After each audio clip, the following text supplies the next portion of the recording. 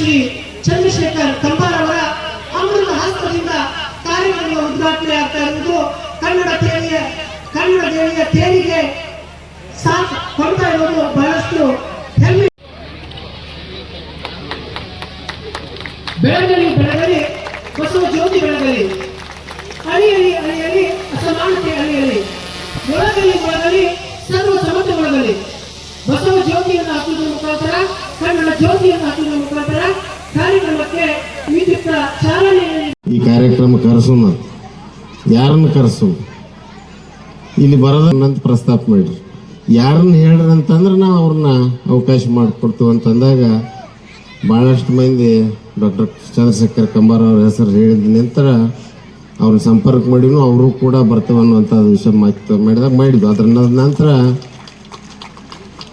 ಇಲ್ಲಿ ಅಧ್ಯಕ್ಷರನ್ನ ಯಾರನ್ನು ತಗೊಳ್ಳು, ಯಾರು ಈ ಸಾಹಿತ್ಯದ ಬಗ್ಗೆ ಆಸಕ್ತಿ ಇದ್ದಂಥ ಬೇಕಾದವ್ರನ್ನ ಮಾಡ್ರಿ ನಮ್ಮ ಬೈಲಹೊಂಗಲ ತಾಲೂಕದವ್ರನ್ನ ಅಂದಾಗ ಎಲ್ಲ ಈ ಸಾಹಿತ್ಯ ಪರಿಷತ್ ಸದಸ್ಯರು ಕೂಡಿ ಒಬ್ಬ ಒಳ್ಳೆ ಅಭ್ಯರ್ಥಿನ ನಮ್ಮ ಈ ಸಮ್ಮೇಳನ ಅಧ್ಯಕ್ಷನ ಮಾಡೋಣ ಅಂತ ಪ್ರೊಫೆಸರ್ ಕೌಜಲ್ಗಿ ಅವ್ರ ಹೆಸರು ಹೇಳಿದರು.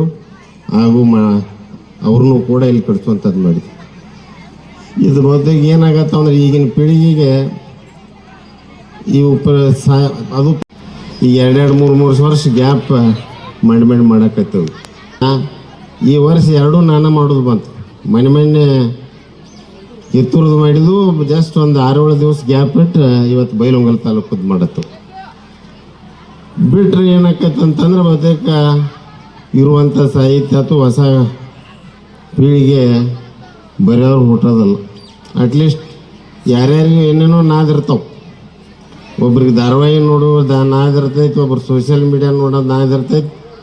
ಮಕ್ಕಳು ಸೋಷಿಯಲ್ ನೋಡೋದು ಬಿಡಬೇಕು, ನಮ್ಮ ತಾಯಂದ್ರೆಲ್ಲ ಧಾರಾವಾಹಿ ನೋಡೋದು ಬಿಡಬೇಕು. ಅಂದ್ರೆ ಪುಸ್ತಕ ಓದಕ್ಕೆ ಕಲಿತಾವೆ. ಪುಸ್ತಕ ಬರೆಯೋರು ಯಾರು? ಯುವ ಪೀಳಿಗೆ ಪ್ರೋತ್ಸಾಹ ಕೊಡ್ಬೇಕಂದ್ರೆ ಇಂಥ ಸಮ್ಮೇಳನದಾಗ ಪ್ರತಿ ಸಮ್ಮೇಳನ ಮಾಡಿದಾಗ ಒಂದು 4-5 ಪುಸ್ತಕಗಳನ್ನ ಸ್ಪಾನ್ಸರ್ ಮಾಡಿ ಬರೆಸಿ ಇಲ್ಲಿ ಅವನ ಅರ್ಪಣೆ ಮಾಡುವಂಥ ಕೆಲಸ ಮಾಡಬೇಕು. ಬಸವಾದಿ ಶಿವಶರಣರನ್ನ, ಈ ನಾಡಿನ ಎಲ್ಲ ಸಂತ ಮಹಂತರನ್ನ ಸ್ಮರಣೆ ಮಾಡಿ ನಮ್ಮ ಬೈಲಹೊಂಗಲದ ಕನ್ನಡ ಸಾಹಿತ್ಯ ಪರಿಷತ್ತಿನ ಘಟಕದಿಂದ ಇವತ್ತಿನ ಈ ಸಮ್ಮೇಳನದಲ್ಲಿ ಸಾನ್ನಿಧ್ಯವನ್ನು ಕರುಣಿಸಿರುವಂತಹ ಬೈಲೂರಿನ ನಿಜಗುಣಾನಂದ ಪರಮಪೂಜ್ಯರ ಪಾದಗಳಲ್ಲಿ ಪ್ರಣಾಮಗಳನ್ನು ಸಲ್ಲಿಸಿ, ನೇಗಿನಹಾಳದ ಅದ್ವೈತಾನಂದ ಪರಮಪೂಜ್ಯರಲ್ಲಿ ಪ್ರಣಾಮಗಳನ್ನು ಸಲ್ಲಿಸಿ, ವೇದಿಕೆ ಮೇಲಿರುವ ಈ ಕಾರ್ಯಕ್ರಮದಲ್ಲಿ ಉದ್ಘಾಟನೆಯನ್ನುಗೊಳಿಸಿರುವಂತಹ ಚಂದ್ರಶೇಖರ್ ಕಂಬಾರ್. ನಮ್ಮ ಕಡೆ ಒಂದು ಮಾತದ, ಕೆಟ್ಟ ಬಿಸಿಲಾಗ ಹೊಲ ನೋಡಬಾರದಂತ, ಹೊಟ್ಟೆ ಹಸದಾಗ ಮಾರಿ ನೋಡಬಾರದಂತ. ಆದ್ರೆ ಈ ವೇದಿಕೆ ಮೇಲೆ ಘಟಾನುಘಟಿಗಳು ಇವತ್ತು ಮಾತುಗಳನ್ನು ಯಾಕೋ ಕಡಿಮೆ ಮಾಡಿದ್ರು. ನಮ್ಮ ಚಂದ್ರಶೇಖರ್ ಕಂಬಾರ್ ಅವರು ಬಹಳಷ್ಟು ಸಂಕ್ಷಿಪ್ತಗೊಳಿಸಿದರು. ಅದ್ಭುತ ಸಾಹಿತಿಗಳು.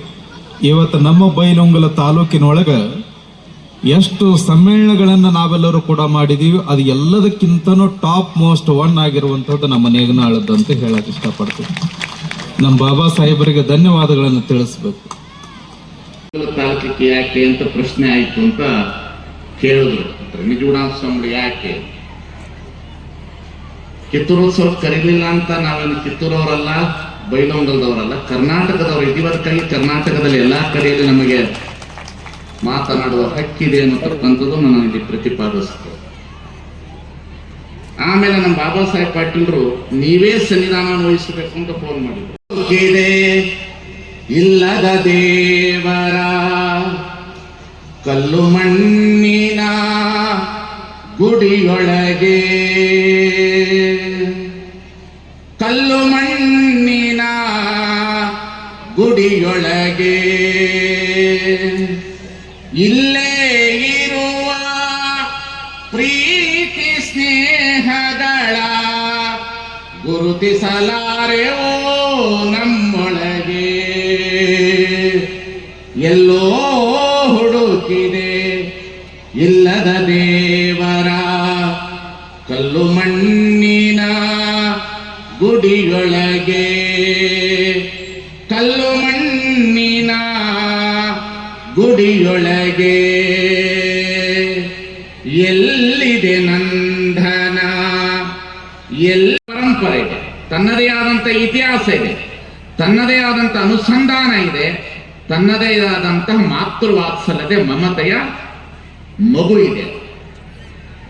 ನಮ್ಮಗಳಿಗೆ ಈ ಕನ್ನಡದ ಭಾಷೆಯ ಬಗ್ಗೆ ಬಹಳ ಜನರಿಗೆ ಒಂದು ತರ ಎಲ್ಲೋ ಒಂದು ಕಡೆ ಅದು ಇತ್ತೀಚೆಗೆ ಕಡಿಮೆ ಆಗ್ತಿದೆ ಅನ್ನತಕ್ಕಂಥದ್ದು ನಾವು ಕಾಣ್ತಾ ಇದ್ದೇವೆ. ನೋಡಿ, ಚೀನಾ ದೇಶದಲ್ಲಿ ಚೀನಾದ ಭಾಷೆ ಇದೆ. ಈ ಭಾಷೆಯನ್ನು ನೀವು ಅವರು ಇಂಗ್ಲಿಷ್ ಬಹಳ ಕಲ್ತಿಲ್ಲ, ಇಂಗ್ಲಿಷ್ ಬಳಸೋದು ಇಲ್ಲ. ಆದರೆ ಇಡೀ ಜಾಗತಿಕ ಮಟ್ಟದಲ್ಲಿ ಅವರ ವ್ಯಾಪಾರ ವಹಿವಾಟು ಎಲ್ಲ ವ್ಯವಸ್ಥೆಗಳಿದೆ. ಆ ಭಾಷೆಯ ಮೇಲೆ ಆ ಸಮಾಜವನ್ನು ಅವರು ಕಟ್ಟುತ್ತಾರೆ.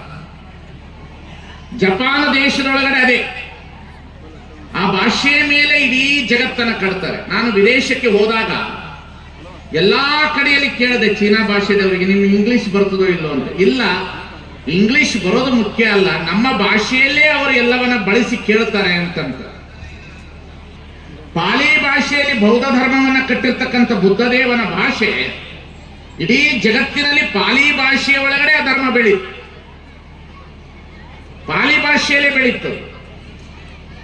ಅದೇ ರೀತಿಯಲ್ಲಿ ಜೈನ ಸಮುದಾಯದಲ್ಲಿರ್ತಕ್ಕಂತಹ ಪ್ರಾಕೃತ ಭಾಷೆಯನ್ನು ನಾವು ನೋಡ್ತೇವೆ. ಈ ಪ್ರಾಕೃತ ಭಾಷೆಯಲ್ಲಿರ್ತಕ್ಕಂತಹ ಧರ್ಮವನ್ನ ಇಡೀ ಜಗತ್ತಿನಲ್ಲಿ ಪ್ರಾಕೃತ ಭಾಷೆಯಲ್ಲೇ ಪ್ರತಿಪಾದನೆ ಮಾಡೋದು. ಇದೇ ರೀತಿಯಲ್ಲಿ ಇಸ್ಲಾಂ ಧರ್ಮದವರು ಈ ದೇಶಕ್ಕೆ ಧರ್ಮವನ್ನು ತೆಗೆದುಕೊಂಡು ಬಂದಾಗ ಅವರೇನು ಇಂಗ್ಲಿಷು ಹಿಂದಿ ಕನ್ನಡ ಕಲ್ತಿರ್ಲಿಲ್ಲ, ಅರಬ್ ಭಾಷೆಯ ಒಳಗಡೆ ಸಮಾಜವನ್ನು ಕಟ್ಟು. ಕ್ರೈಸ್ತರು ಇಬ್ರು ಭಾಷೆಯಲ್ಲಿ ಬರೆದ್ರು, ಇಬ್ರು ಭಾಷೆಯಲ್ಲಿ ಬರೆದಿರ್ತಕ್ಕಂಥ ಅವರಿಗೆ ಒಂದೊಂದೇ ಭಾಷೆಯ ಮೇಲೆ ಸಮಾಜವನ್ನು ಕಟ್ಟುವ ವ್ಯವಸ್ಥೆ ಇದೆ. ಆದರೆ ಭಾರತ ಬಹಳ ಅತಿ ಅದ್ಭುತವಾದಂತಹ ಒಂದು ದೇಶ ಇದೆ. ಈ ಭಾರತ ಅನ್ನತಕ್ಕಂಥ ದೇಶದೊಳಗಿರ್ತಕ್ಕಂಥ ವೈವಿಧ್ಯಮಯವಾದಂಥ ಭಾಷೆ ಎಲ್ಲೂ ಈ ಜಗತ್ತಿನಲ್ಲಿ ಎಲ್ಲೂ ನೋಡ್ಲಿಕ್ಕಾಗೋದಿಲ್ಲ, ನೀವು ಎಲ್ಲೆಲ್ಲೂ ನೋಡ್ಲಿಕ್ಕಾಗೋದಿಲ್ಲ ಭಾರತ. ಹಾಗೆ ಭಾರತದೊಳಗಡೆ ಕನ್ನಡ ಇದೆಯಲ್ಲ, ಅದು ಬಹಳ ಅತಿ ಅದ್ಭುತವಾದಂಥ ಭಾಷೆ, ಬಹಳ ಅತಿ ಅದ್ಭುತವಾದಂಥ ಭಾಷೆ. ಆ ಭಾಷೆ ಹೇಗಿದೆ ಅಂತ ಕೇಳೋದಾದ್ರೆ ಬಹಳ ಮುಖ್ಯವಾಗಿ ನಾವು ಗಮನಿಸಬೇಕು. ನಮಗೆಲ್ಲರಿಗೂ ಸಹ ಬಸವಣ್ಣ ಮತ್ತು ಕನ್ನಡ ಅನ್ನೋದು ಎರಡು ಶಬ್ದ ನಮಗೆ ಅರಿವಾಗಬೇಕು. ಬಸವ ಮತ್ತು ಕನ್ನಡ ಇವೆರಡು ಶಬ್ದ ಚೆನ್ನಾಗಿ ಗೊತ್ತಾಗ. ಬಸವ ಅಂತ ಹೇಳಿದ್ರು 3 ಅಕ್ಷರ, ಕನ್ನಡ ಅಂತ ಹೇಳಿದ್ರು 3 ಅಕ್ಷರ. ಬಸವ ಅಂತ ಹೇಳಿದ್ರೆ ಕನ್ನಡ, ಕನ್ನಡ ಅಂತ ಹೇಳಿದ್ರೆ ಬಸವ. ಯಾಕೆ ಈ ಮಾತನ್ನು ಹೇಳ್ತೇನೆ? ಸತ್ತೋಗ್ಬಿಡ್ತು. ಒಂದು ಭಾಷೆ ಹೊರಟೋಯ್ತು ಅಂದ್ರೆ ಇಡೀ ಭಾಷೆ ಹಿಂದೆ ಸಂಸ್ಕೃತಿ ಹೊರಟೋಗ್ತದೆ. ಹಾಗಾಗಿ ಬಹಳ ನೀವು ಜಾಗತಿಕ ಮಟ್ಟದಲ್ಲಿ ನೋಡಿರ್ಬೋದು, ಬಹಳ ಬೆರಳೆಣಿಕೆಯಷ್ಟು ಜನಾಂಗದ ಭಾಷೆ ಇರೋದು ಅಂತಂದ್ರೆ ಕೊಂಕಣಿ ಭಾಷೆ. ಅದಕ್ಕೆ ಈ ದೇಶದೊಳಗಡೆ ಕೊಂಕಣಿ ಭಾಷೆಗೆ ಭಾಷಾ ಅಲ್ಪಸಂಖ್ಯಾತದ ಸ್ಥಾನಮಾನಗಳಿವೆ. ಭಾಷಾ ಅಲ್ಪಸಂಖ್ಯಾತದ ಸ್ಥಾನಮಾನ ಇದೆ ಕೊಂಕಣಿ ಭಾಷೆ. ಕಾರಣ ಅದು ಬಹಳ ಕಡಿಮೆ ಜನ ಇರೋದ್ರಿಂದ ಆ ಭಾಷಾ ಅಲ್ಪಸಂಖ್ಯಾತ ಅನ್ನತಕ್ಕಂಥ ಶಬ್ದದ ಮೇಲೆ ಅನೇಕ ಸವಲತ್ತುಗಳನ್ನು ರಾಷ್ಟ್ರ ಮಟ್ಟದಲ್ಲಿ ತೆಗೆದುಕೊಳ್ಳುತ್ತದೆ. ಹಾಗೆ ಈ ಕನ್ನಡ ಅನ್ನತಕ್ಕಂಥ ಭಾಷೆ ಇದೆಯಲ್ಲ, ಇದಕ್ಕೆ ತನ್ನದೇ ಆದಂತ ಹಿನ್ನೆಲೆ ಆಗಬಾರದು. ಬಹಳ ಜನರಿಗೆ ಇದೊಂದು ರಂಜನೆ ಆಗ್ತಾ ಇದೆ. ಎಲ್ಲ ರಂಜನೆ ಆಗಬಾರದು. ಏನೋ ಒಂದು ದಿವಸದ ಬಣವೆಯ ಬೆಂಕಾಗಿ ಒಂದು ತರ ಹುಲ್ಲು. ಕಾರಣ ಒಂದು ಭಾಷೆ ಸತ್ತೋಯ್ತು ಅಂತಂದ್ರೆ ಇದರ 8ನೆಯ ಸಾಹಿತ್ಯ ಸಮ್ಮೇಳನದ